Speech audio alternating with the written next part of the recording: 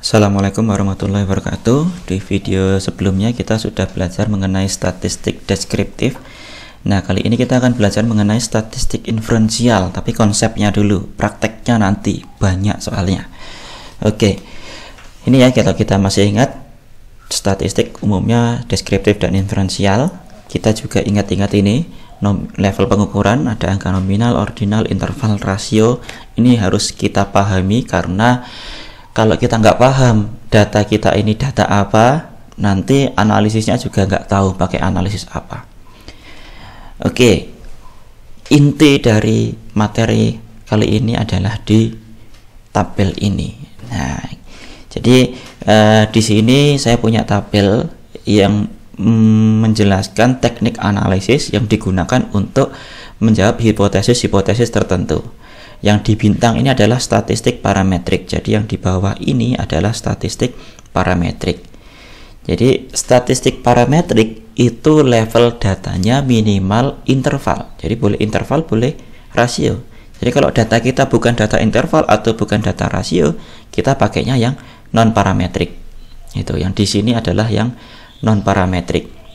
Nah, bagaimana membaca tabel ini?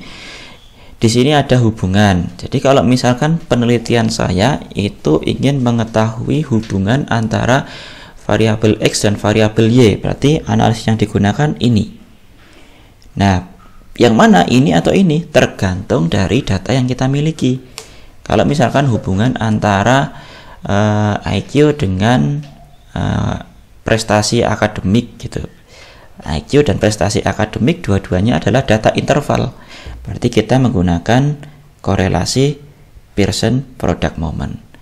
Tapi kalau kita melihat hubungan antara IQ dengan ranking di kelas, IQ itu interval, ranking di kelas ordinal, berarti kita menggunakan Spearman. Nah, kemudian kalau uji beda ada dua kelompok di sini. Uji beda yang dua kelompok saja dan uji beda yang lebih dari dua kelompok. Misalkan kalau dua kelompok itu laki-laki perempuan, itu hanya dua. Kalau yang lebih dari dua, misalkan suku Jawa, Sunda, Madura, nah itu tiga, lebih dari dua. Nah, kelompok sendiri ada yang jenis kelompoknya related, ada yang kelompoknya independent. Kelompok related ini maksudnya gimana? Kelompok related adalah kelompok yang sebenarnya orangnya sama, tapi diukurnya atau ditesnya di waktu yang berbeda. Misalkan tingkat kekenyangan sebelum dan sesudah makan. Sebelum makan diukur, sesudah makan diukur. Orangnya sama, tapi waktu pengukurannya berbeda. Nah, itu dua kelompok sesudah dan sebelum makan itu adalah dua kelompok yang related. Sedangkan kalau kelompok independen itu orangnya sudah jelas berbeda. Misalkan tadi laki-laki dan perempuan itu sudah pasti orangnya beda, nggak mungkin satu orang kok jadi laki-laki jadi perempuan gitu. Nah, jadi kalau misalkan saya mau melakukan penelitian perbedaan IQ antara laki-laki dan perempuan, berarti kelompoknya ada dua dan dia adalah kelompok yang independen. IQ datanya apa? Data interval. Berarti saya akan menggunakan independent sample t-test. Kalau saya mau melakukan penelitian perbedaan IQ antara suku Jawa, Sunda, Madura, dan Batak gitu.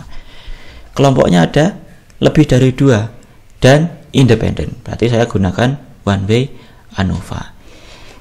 Kalau saya melakukan penelitian perbedaan IQ sebelum dan sesudah makan, nah itu orangnya pasti sama tuh. Nah, saya gunakan pair sample t-test. Kalau saya mengukur perbedaan IQ antara malam hari, siang hari, dan sore hari gitu, orangnya sama, saya menggunakan repeated measure gitu. Kalau saya mau membandingkan perbedaan ranking di kelas antara laki-laki dan perempuan, nah ranking itu data ordinal, laki-laki dan perempuan, berarti dua kelompok yang independen. Berarti saya menggunakan analisis Mann, Whitney, Yu. Nah, kemudian di sini kalau ada deskriptif ini bagaimana? Nah, ini biasanya kalau kita hanya membandingkan data kelompok dengan data yang sudah diasumsikan sebelumnya. Misalkan saya mengukur IQ gitu ya. IQ itu secara umum rata-ratanya adalah 100. Nah, saya mengambil data kelompok data di kelas misalkan, kemudian saya bandingkan apakah data di kelas saya ini berbeda atau tidak dari 100. Nah, itu. Nah, saya menggunakan t-test, one sample t-test gitu. Nah, seperti itu. Jadi, untuk tahu teknik analisis apa yang kita gunakan, kita juga harus tahu pertama, data kita ini levelnya apa? Apakah data kita ordinal, interval, atau rasio? Kedua, kita harus tahu tujuan penelitian kita. Gitu. Kalau mau membandingkan lebih dari 2, ya berarti lihat yang di sini. Kita juga harus tahu jenis kelompok kita ini kelompok apa, apakah independen atau related. Gitu. Jadi tabel ini sudah merangkum mata kuliah statistik selama 1 semester sebenarnya. Itu. Tapi kita harus paham ini dan yang di sini. Gitu. Nah, perbedaan lainnya parametrik dan non parametrik itu adalah adanya asumsi. Jadi kalau uji asumsi untuk korelasi, datanya minimal interval. Kemudian ada asumsi normalitas, asumsi linearitas, asumsi multikoliniaritas kalau regresi linear berganda. Kemudian ada juga asumsi heteroskedastisitas gitu ya kalau untuk regresi gitu.